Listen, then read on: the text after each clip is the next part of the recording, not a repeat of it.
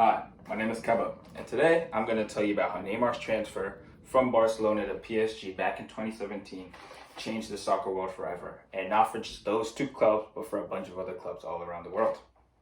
So compared to football and basketball, for the most part, if one team tries to acquire a player from another team, they have to pay a specific fee in order to get the player. The top three transfers up until Neymar's world record transfer, which I'll bring up in a little bit, are back in 2009, when Cristiano Ronaldo left Manchester United to go to Real Madrid for a then world record of 94 million euros. In 2013, when Gareth Bale left Tottenham Hotspur to go to Real Madrid for a then world record of 100 million euros. Then in 2016, when Paul Pogba left Juventus to go to Manchester United for a then world record of 105 million euros. A lot of clubs, most famously Barcelona, have release clauses for their players just in case a situation rises where a club wants one of their specific players. For example, Neymar had a release clause of $222 million. And a release clause is when the club has specific benchmark for a player. So no club can bid anything below because they won't accept it. So, for example, if PSG decided to bid 150 million euros for Neymar, Barcelona would have declined it because it's not the 222 million that they want. He won't be able to leave the club unless they cough up that type of money. And PSG were willing to do it. And Barcelona weren't expecting anybody to go $222 million for a player. That's why they set it up so high, because they want to keep Neymar. And a lot of clubs weren't willing to do that at that point in time. But PSG said, we have the money for it. Let's try it. Let's see what we can do. They did it, and they ended up getting Neymar as a result. And a bunch of other clubs noticed this.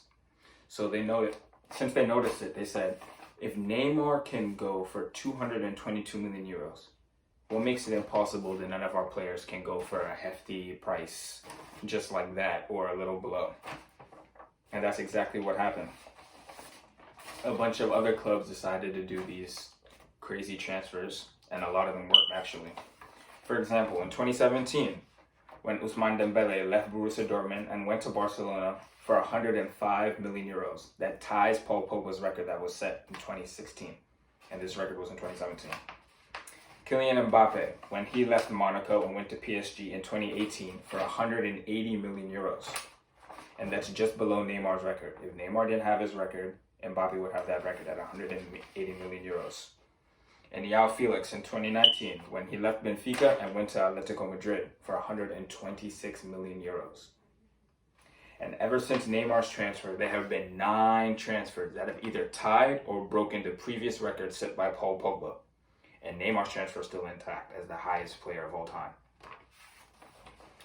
So, as a result, all these other clubs were dropping serious money to get the players that they want. And it became a trend, and all these other clubs started following it, such as Dortmund, such as PSG, Benfica, Atletico, a bunch of these other clubs that I've named prior.